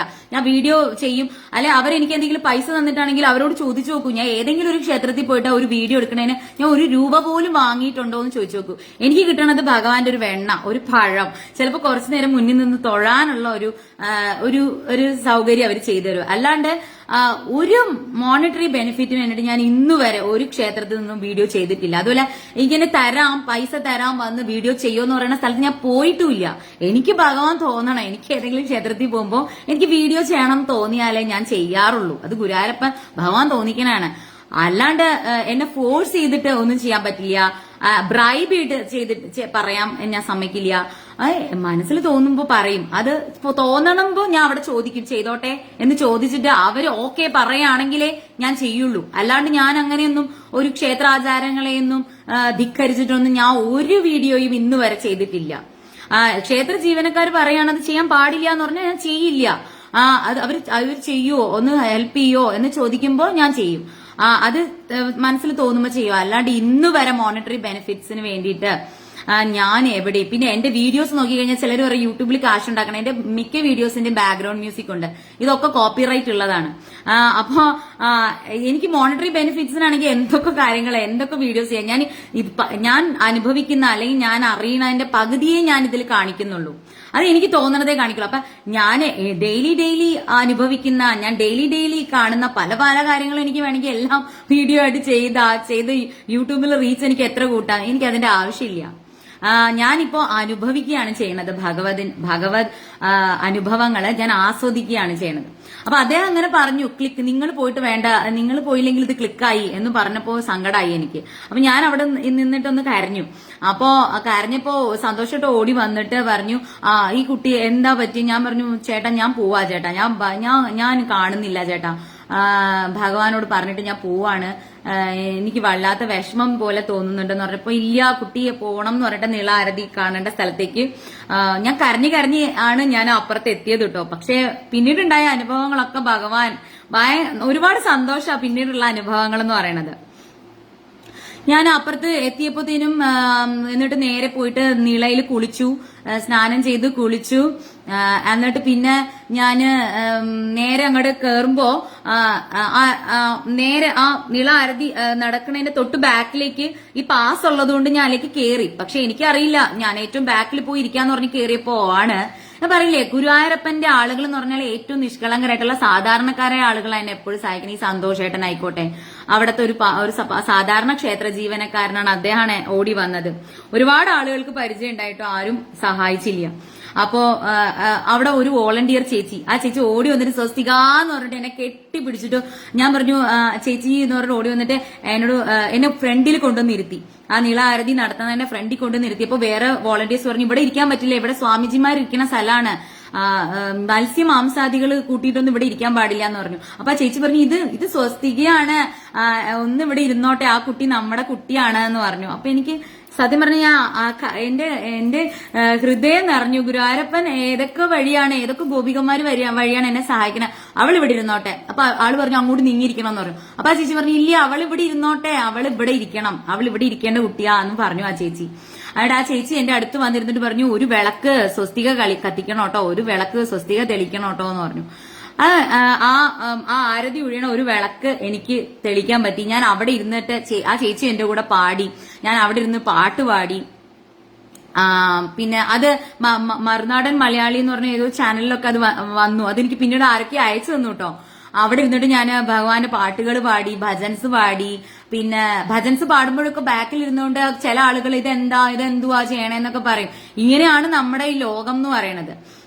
അത് കഴിഞ്ഞിട്ട് ആ നീള ആരതി കഴിഞ്ഞിട്ട് ആ ആരതിയുടെ വിളക്കൊക്കെ എനിക്ക് തെളിയിക്കാൻ പറ്റി.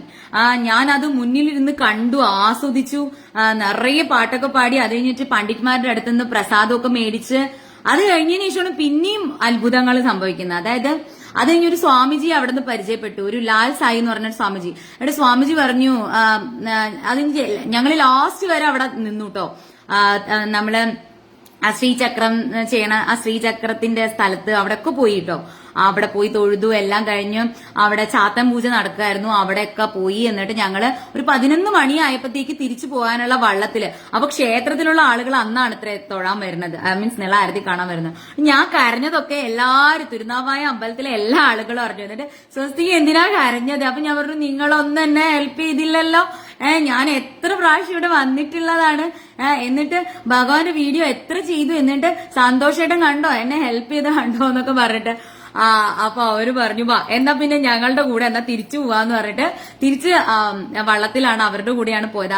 അപ്പൊ വള്ളത്തിൽ ഇരുന്നുകൊണ്ട് എനിക്ക് ആഗ്രഹമായിരുന്നു വള്ളത്തിലിരുന്ന് നാവാമുകുന്ദ പാടണമെന്നുള്ളത്. അത് ഞാൻ പാടി തിരിച്ചിറങ്ങുമ്പോഴാണ് ഞാൻ നാമാമുകുന്ദ പാടിക്കൊണ്ടിരിക്കുമ്പോൾ ഒരാൾ പറഞ്ഞു ഈ പാട്ട് സിനിമയിൽ ഇടയ്ക്ക് കൊട്ടിയ ആള് ഇതാ ബാക്കിൽ ഇരിപ്പുണ്ട്, ഡോക്ടർ കൃഷ്ണകുമാർ സാറെന്ന്. അദ്ദേഹത്തിനോട് പറഞ്ഞു ഒന്ന് ഇടയ്ക്ക് കൊട്ടി പാടിക്കൂടെ എന്ന് പറഞ്ഞു. അപ്പൊ ഞാൻ അപ്പോഴാണ് അദ്ദേഹത്തിന് ആദ്യമായിട്ട് കാണുന്നത്. അപ്പൊ അദ്ദേഹം പറഞ്ഞു വാ സ്വസ്തിക വരൂ നമുക്ക് പാടാന്ന് പറഞ്ഞു. എന്നിട്ട് നേരെ എന്നെ അമ്പലത്തിന്റെ മുന്നിൽ കൊണ്ടുപോയിട്ട് പാടൂന്ന് പറഞ്ഞു. അപ്പോഴാണ് ഞാൻ ആ ലൈവ് ചെയ്തത്. അങ്ങനെ ഭഗവാന്റെ മുന്നില് എനിക്ക് ആഗ്രഹം ഉണ്ടായിരുന്നു ഈ മാമാങ്കത്തിന് ഒരു ഭജനെങ്കിലും പാടണം, ഒരു പാട്ട് ഭഗവാന് വേണ്ടി പാടണമെന്ന്. അവിടെ ഭഗവാന്റെ നവമുകുന്ദ തിരുമുമ്പിൽ കൊണ്ട് നിർത്തിയിട്ട് പാട്ട് പാടിപ്പിച്ചു. ആ വീഡിയോ ആ ലൈവ് നിങ്ങൾക്ക് കാണാം, ഇതിലുണ്ട്, സ്വസ്തികയിലുണ്ട്. അത് കഴിഞ്ഞതിന് ശേഷം അപ്പത്തേക്കും മണി 11 മണിയൊക്കെ കഴിഞ്ഞിട്ടുണ്ടായിരുന്നു. അപ്പൊ ലാൽ സ്വാമിജി പറഞ്ഞു നമുക്ക് പണ്ഡിറ്റുമാരെ പരിചയപ്പെട്ടാലോ എന്ന് പറഞ്ഞു. അപ്പൊ ഞാൻ ഏത് പണ്ഡിറ്റുമാരെ, അല്ല ഈ നിള ആരതി ചെയ്യണ പണ്ഡിറ്റുമാരെ പരിചയപ്പെടുത്തി തരാമെന്ന് പറഞ്ഞിട്ട് പണ്ഡിറ്റുമാര് താമസിക്കുന്ന സ്ഥലത്ത് കൊണ്ടുപോയി. എന്നിട്ട് അപ്പൊ അവരവിടെ ഇരുന്നിട്ട് ഇങ്ങനെ മഹാദേവന്റെ പാട്ടുകൾ പാടുക കേട്ടോ. അപ്പൊ അവരുടെ കൂടെ ഇരുന്നിട്ട് പാട്ട് പാടി. എന്നിട്ട് എന്നോട് പാട്ട് പാടാൻ പറഞ്ഞു. അങ്ങനെ ഞാൻ ഗോവർദ്ധൻ ഗിരിധാരി അവിടെ ഇരുന്നിട്ട് പാടി പണ്ഡിറ്റുമാരുടെ കൂടെ, നീള ആരതി ചെയ്യണ പണ്ഡിറ്റുമാരുടെ കൂടെ ഇരുന്ന് പാട്ട് പാടി. എന്നിട്ട് അവര് പറഞ്ഞു ഭക്ഷണം തരട്ടെ എന്ന് ചോദിച്ചു. അപ്പൊ പറഞ്ഞു ആ ഭക്ഷണം, ഞാൻ പറഞ്ഞു വേണ്ട നിങ്ങൾ കഴിച്ചോ ഞങ്ങൾ പൊയ്ക്കോളാന്ന് പറഞ്ഞപ്പോ അവര് സമ്മതിച്ചില്ല. അവരുടെ കൂടെ ഇരുത്തി അവര് കഴിക്കണ ഭക്ഷണം, ആ നിള ആരതി ചെയ്യണ പണ്ഡിറ്റുമാര് കഴിക്കണ ഭക്ഷണം ഞങ്ങൾക്കും തന്നു. ഞാനും ഹസ്ബൻഡും മോളും അവിടെ ഇരുന്ന് ഭക്ഷണം കഴിച്ചിട്ടാണ് ഞങ്ങൾ വീട്ടിലേക്ക് പോയത്. അപ്പൊ ഞാൻ കരഞ്ഞുവെങ്കിലും ഞാൻ എങ്ങനെ വിചാരിച്ചു, നവമുകുന്ദ ഞാൻ എത്ര ഇവിടെ വന്നിട്ടുണ്ട്, ഞാൻ ഭഗവാനെ കുറിച്ച് പറഞ്ഞിട്ടുണ്ട്, പക്ഷെ ആ ഭഗവാന്റെ ആരതി ഒരു നോക്ക് കാണാൻ ആരും എന്നെ ഹെൽപ്പ് ചെയ്തില്ലല്ലോ, ഞാൻ ഒന്നും അല്ലല്ലോ, വെറും വീഡിയോ ചെയ്യണ ഒരു സാധാരണ ഒരു യൂട്യൂബ് ഭക്ത പോലെയാണ് എന്നെ ആൾക്കാർ കാണുന്നത്. കരയാൻ പാടില്ല, കരയാൻ പാടില്ല, കരയാൻ പാടില്ല, കരയാൻ പാടില്ല, കരയാൻ പാടില്ല. അപ്പം അത് എനിക്ക് വളരെ ഇമോഷണലായി. ആളുകൾ അത്രയും എന്നെ കാണുന്നുള്ളോ, അത്രയുള്ളോ കൃഷ്ണ ഭഗവാനെ, എനിക്ക് ഇത്രേ പറ്റുള്ളൂ. എനിക്കൊരു ഫോൺ, ഒരു കുഞ്ഞു ഫോണും ഒരു നെറ്റ് കണക്ഷനും അത് വെച്ചിട്ട് ഞാൻ ഭഗവാന്റെ കഥകൾ പറഞ്ഞു. അത് തെറ്റാണോ കൃഷ്ണ? അപ്പൊ ഞാൻ യൂട്യൂബ് ഭക്ത മാത്രമേ ആവുള്ളൂ കൃഷ്ണ എന്ന് ഞാൻ അവിടെ ഇരുന്ന് ചോദിച്ചു ഞാൻ ഭഗവാനോട്. കരയാൻ പാടില്ല, കരയാൻ പാടില്ല, കരയാൻ പാടില്ല, കരയാൻ പാടില്ല, കരയാൻ പാടില്ല, കരയാൻ പാടില്ല.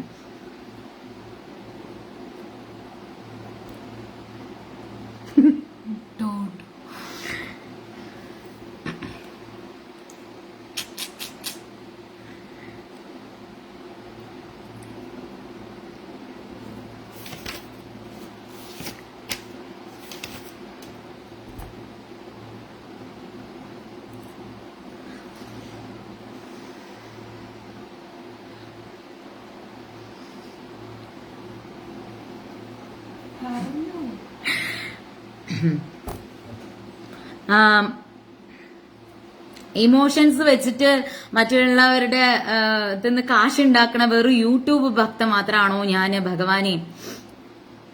ഇന്ന് ഞാന് ഭഗവാനോടൊരു ചോദ്യം ചോദിച്ചു. അപ്പം അതിന്റെ ഉത്തരം എനിക്ക് വേഗം ചടാന്നാണ് ഉത്തരം വരുന്നത്.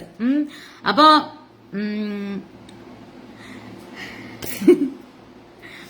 സോറി. കാരണം എനിക്ക് ഗുരുവായൂരപ്പന്റെ കൃപ, ഞാൻ വേറൊന്നിനും കരയാറില്ല കേട്ടോ. എന്നെ ആരെങ്കിലും ചീത്ത വിളിച്ചാൽ പോലും ഞാൻ ചിരിച്ചുകൊണ്ടേ ഇരിക്കുള്ളൂ. പക്ഷേ ഭഗവാന്റെ ഈ കൃപാ കടാക്ഷത്തെ കുറിച്ച് പറയുമ്പോ, അല്ലെങ്കിൽ ഭഗവാന്റെ പവർ പറയുമ്പോ ഞാൻ അറിയാണ്ട് കരഞ്ഞു പോവും. അതാണ്. അവിടെ ആയാലും ആള് ഇപ്പോ നിങ്ങൾക്ക് ഇവിടെ കൂടെ കടന്നു പോകാൻ പറ്റൂല, നിങ്ങൾ ആരാണ് എന്ന് ചോദിച്ചാൽ ഞാൻ ഒന്നും പറയില്ല. പക്ഷെ നിങ്ങൾ അവിടെ പോയിട്ട് വേണ്ട ഇത് ക്ലിക്ക് ചെയ്യാന്ന് പറഞ്ഞപ്പോഴാണ് എനിക്ക് എന്തോ ഒരു മനസ്സിന്റെ ഒരു സങ്കടം വന്നത്. അതായത് അപ്പൊ ആര് വിചാരിച്ചിട്ട് ഇത് ക്ലിക്ക് ആവണത്? അഖിലാണ്ട കോടി ബ്രഹ്മാണ്ടനാഥൻ വിചാരിക്കണം ക്ലിക്ക് ആവാൻ. അതിന് അദ്ദേഹം നിയോഗിച്ച ആളുകളാണ് നമ്മൾ ഓരോരുത്തരും. ഇവിടെ വോളണ്ടിയേഴ്സ് എന്ന് പറഞ്ഞിട്ട് ഒരു ടാഗ് തൂക്കിയത് കൊണ്ടൊന്നും ആരും ആവില്ല.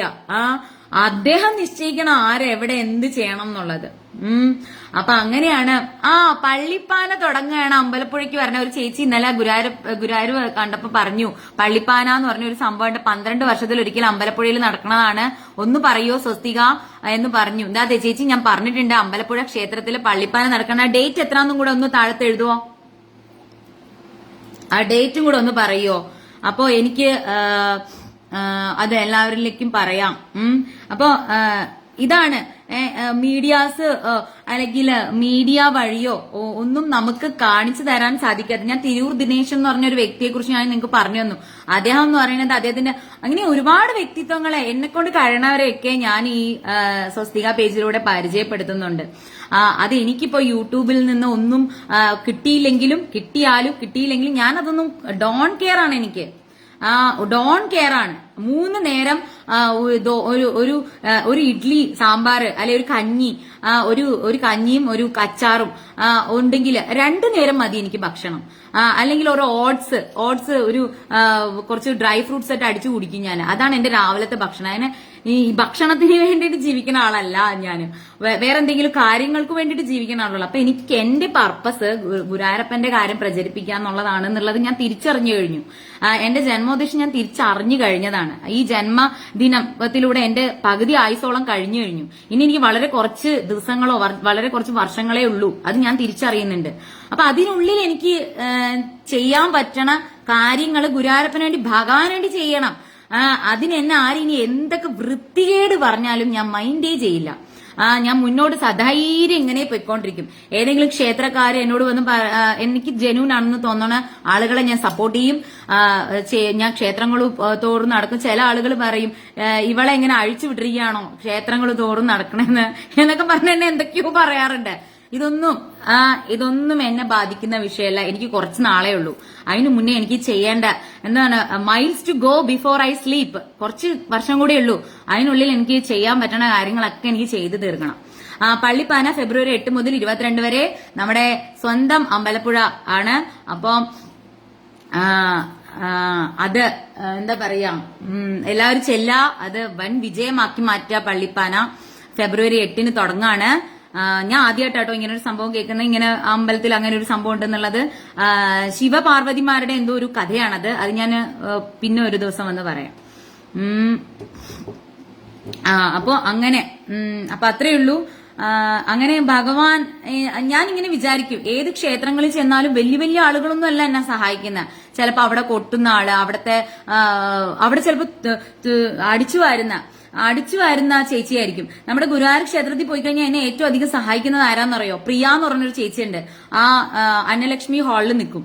ആ ചേച്ചി അവിടെ എച്ചില് തുടക്കുക, ഇലയിട്ട് കൊടുക്കുക എന്ന ജോലിയാ ചെയ്യുന്നത്. ആ ചേച്ചിയാണ് എന്നെ എപ്പോഴും സഹായിക്കുന്നത്. ആ ചേച്ചി ഓടി വന്ന് സ്വസ്തിക എനിക്ക് എപ്പോഴും പാൽപ്പായസം എടുത്തു തരും. അങ്ങനെയാണ് അതാണ് സ്വസ്തിക എന്ന് പറയുന്നത്. സ്വസ്തിക എനിക്ക് വലിയ വലിയ ആളുകളായിട്ടൊന്നും ഒരു പരിചയമില്ല. ഇങ്ങനെയുള്ള സാധാരണ ഗോപികോപന്മാരാണ് സ്വസ്തികയെ ചേർത്ത് പിടിക്കുന്നതും സ്നേഹിക്കുന്നതും എല്ലാം. അവരോടൊപ്പം എന്നും ഞാൻ ഉണ്ടാകും. അവരാണ് എന്റെ ശക്തി. അവരാണ് ഈ സ്വസ്തിക പേജിന് ഇത്രയധികം പബ്ലിസിറ്റി കൊടുത്തത്. അതുകൊണ്ട് അവരുടെ കൂടെ ഞാൻ എപ്പോഴും ഉണ്ടാകും. അപ്പൊ അത്രയൊക്കെ ഉള്ളൂ പറയാൻ. ഇനി അടുത്ത ജന്മദിനാകുമ്പോഴത്തേക്കും ഇനിയും കുറെ കാര്യങ്ങൾ ചെയ്യണമെന്നുണ്ട്. ഓരോ ജന്മദിനം കഴിയുമ്പോഴും നമ്മുടെ ടൈം കുറഞ്ഞുകൊണ്ടിരിക്കുകയാണെന്നും ഞാൻ മനസ്സിലാക്കുന്നുണ്ട്. അപ്പോൾ കൂടുതൽ ടൈം എനിക്ക് ഭഗവാനോട് ചോദിക്കാനും പറ്റില്ല. കാരണം ഈ പാപികളായ മനുഷ്യരുടെ ലോകത്തുനിന്ന് എനിക്ക് വേഗം ഭഗവാന്റെ അടുത്തേക്ക് പോയാൽ മതി. അതുകൊണ്ട് കൂടുതൽ ടൈമൊന്നും ഞാൻ ചോദിക്കില്ല. ഉള്ള ടൈമില് ഞാൻ ഒരു ആഗ്രഹം ഭഗവാനോട് പറഞ്ഞിട്ടുണ്ട്. അത് സ്ഥാപിപ്പിച്ച് തരികയാണെങ്കിൽ തരട്ടെ. നമ്മുടെ രാധേകൃഷ്ണ ടെമ്പിള്, അതിന് എന്റെ സ്വസ്തികയിലെ എല്ലാ ഗോപികമാരും എന്നെ സപ്പോർട്ട് ചെയ്ത് എന്റെ കൂടെ നിൽക്കും. ഞാൻ വിചാരിക്കുന്ന ഒരു 5 വർഷത്തിനുള്ളിൽ അല്ലെങ്കിൽ ഒരു 6 വർഷത്തിനുള്ളിൽ അതെനിക്ക് ചെയ്യണം. എന്റെ ആഗ്രഹമാണ്. അപ്പോ എല്ലാവർക്കും നീ എന്തിനാ വിഷമിക്കുന്നേന്നോ? ഞാൻ വിഷമിക്കല്ല, ഞാൻ ആനന്ദിക്കുകയാണ്. ഗുരുവായൂരപ്പന്റെ കൃപാ കടാക്ഷത്തില് ഞാൻ ആനന്ദിക്കുകയാണ് ചെയ്യണത്.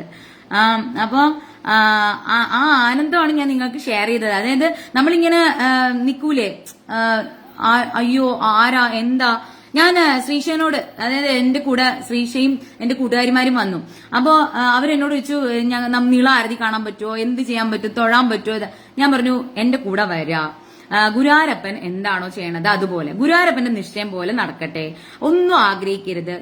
അങ്ങനെ നടക്കുക. മുമ്പിൽ പുള്ളി ഇങ്ങനെ നടക്കുന്നുണ്ട്. പുള്ളി എന്താണോ ചെയ്യണത് അതൊരു പ്ലസ് ആയിട്ട് ഇങ്ങനെ ചേർത്ത് വെച്ചുകൊണ്ട് നടക്കുക. അപ്പൊ അത്രയേ ഉള്ളൂ. അല്ലാണ്ട് നമ്മളൊന്നും എക്സ്പെക്ട് ചെയ്യരുതെന്ന് പറഞ്ഞു. അവർ അതുപോലെ എക്സ്പെക്ടേഷൻ ഒന്നും ഇല്ലാതെ എന്റെ കൂടെ നടന്നു. അതുകൊണ്ട് അവർക്ക് എല്ലാം നല്ലതായിട്ട് കാണാൻ പറ്റി. എല്ലാം തൊഴുതു, ഹാപ്പി ആയിട്ടാ പോയത്. എന്റെ കൂട്ടുകാരിമാര് വീട്ടിൽ ചെന്നിട്ട് എനിക്ക് മെസ്സേജ് അയച്ചെന്ന് പറഞ്ഞാല് ഒരു ബ്ലസ്ഡ് ഡേ ആയിരുന്നു. അപ്പൊ എനിക്ക് അത് അന്നത്തെ സന്തോഷം, അത് അവർക്ക് സന്തോഷം കൊടുക്കുക എന്നുള്ളതാണ് അന്ന് എനിക്ക് ഗുരുവായൂരപ്പൻ നന്ന ഡ്യൂട്ടി എന്ന് പറഞ്ഞത്. എന്റെ കൂടെ വരുന്നവരെ സന്തോഷിപ്പിക്കുക. ഇപ്പൊ ഞാൻ 1 മുതൽ 7 വരെ വൃന്ദാവനത്തിൽ പോകുന്നുണ്ട്. ഈ 1 മുതൽ 7 വരെയുള്ള എന്റെ ദിവസം എന്ന് പറയുന്നത് എനിക്ക് വേണ്ടിയിട്ടുള്ളതല്ല, എന്റെ കൂടെ വരുന്ന ആളുകളെ സന്തോഷിപ്പിക്കുക, അവർക്ക് ഭഗവത് അനുഭവങ്ങൾ ഉണ്ടാക്കി കൊടുക്കുക, അവരെ കംപ്ലീറ്റ് ആയിട്ട് അവരെ ആനന്ദിപ്പിക്കുക. എന്നിട്ട് അവർ ആ ദിവസങ്ങൾ ഓർക്കുക, ഗുരുവായൂരപ്പനെ, ഭഗവാനെ, രാധാറാണിയെ ഓർക്കുക. അതാണ് എന്റെ പർപ്പസ് എന്ന് പറയുന്നത്. എന്റെ സന്തോഷമല്ല എനിക്ക് മുഖ്യം, എന്റെ കൂടെ ഉള്ളവരെ ആനന്ദിപ്പിക്കുക എന്നുള്ള. അത് ഭഗവാൻ എനിക്ക് തന്ന ഡ്യൂട്ടിയാണത്. അത് ചെയ്യുക എന്നുള്ളതാണ് ഞാൻ ചെയ്തുകൊണ്ടിരിക്കുന്നതും ഇനിയും ചെയ്യാൻ പോണതും.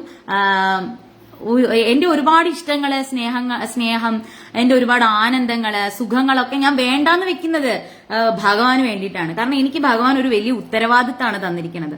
ആ ഉത്തരവാദിത്വമാണ് എനിക്ക് ഏറ്റവും പ്രധാനം. അപ്പൊ ആ ഉത്തരവാദിത്വത്തിന് പ്രാധാന്യം കൊടുക്കുമ്പോൾ വേറെ പല കാര്യങ്ങളും എനിക്ക് നഷ്ടപ്പെടുന്നുണ്ട്. പക്ഷെ അതിനൊന്നും ഞാൻ അത്ര വലിയ ഇമ്പോർട്ടൻസ് കൊടുക്കുന്നില്ല. അതൊക്കെ ഭൗതികമാണ്, മെറ്റീരിയലിസ്റ്റിക് ആണ്. അതൊക്കെ ടെമ്പററി ആയിട്ടുള്ള കാര്യങ്ങളാണ്. അത് ഇന്ന് വരും നാളെ പോകും, അല്ലെങ്കിൽ ഇന്ന് ഉണ്ടാവും നാളെ ഉണ്ടാവില്ല. അപ്പോ ഭഗവാന്റെ കാര്യങ്ങൾക്കാണ് ഞാൻ പ്രാധാന്യം കൊടുക്കുന്നത്. അപ്പൊ അതിന്റെ പേരിൽ എനിക്ക് എന്ത് വിമർശനങ്ങൾ ഏറ്റാലും, എന്ത് എന്നെ ചീത്ത പറഞ്ഞാലും, കളിയാക്കിയാലും, സ്ക്രീൻഷോട്ട് എടുത്തിട്ടിട്ട് പബ്ലിക്കലി അബ്യൂസ് ചെയ്താലും ഒന്നും എന്നെ ബാധിക്കുന്ന വിഷയമല്ല. ഞാൻ പൂർവാധിക ശക്തിയോട് കൂടിയിട്ട് എന്റെ ഈ സാധാരണക്കാരായിട്ടുള്ള എന്റെ ഗോപികോപന്മാർ എന്റെ കൂടെ ഉണ്ട്. അവരുടെ മനസ്സ്, അവരുടെ പ്രാർത്ഥനയുണ്ട്. അവർ ചിലപ്പോ പ്രസന്റ്ലി കൂടെ ഉണ്ടാവില്ല, പക്ഷെ അവരുടെ പ്രാർത്ഥന ഉണ്ടാവും. അത് മാത്രം മതി. അപ്പോ എല്ലാവർക്കും നന്ദി. നമ്മുടെ സ്വസ്തിക ശ്രീ രാധേയം ഭജൻസിനെ ഇനിയും സപ്പോർട്ട് ചെയ്യാം. എല്ലാവരെയും സപ്പോർട്ട് ചെയ്യാം. എല്ലാവർക്കും നല്ലത് വരുത്തട്ടെ. ഞങ്ങളുടെ കൂടെ പാടാനുള്ള അവസരം എല്ലാവർക്കും ലഭിക്കട്ടെ. എല്ലാവരും നമുക്ക് ഒരുമിച്ച് ഇരുന്ന് പാടാനുള്ള അവസരം എല്ലാവർക്കും ഉണ്ടാവട്ടെ.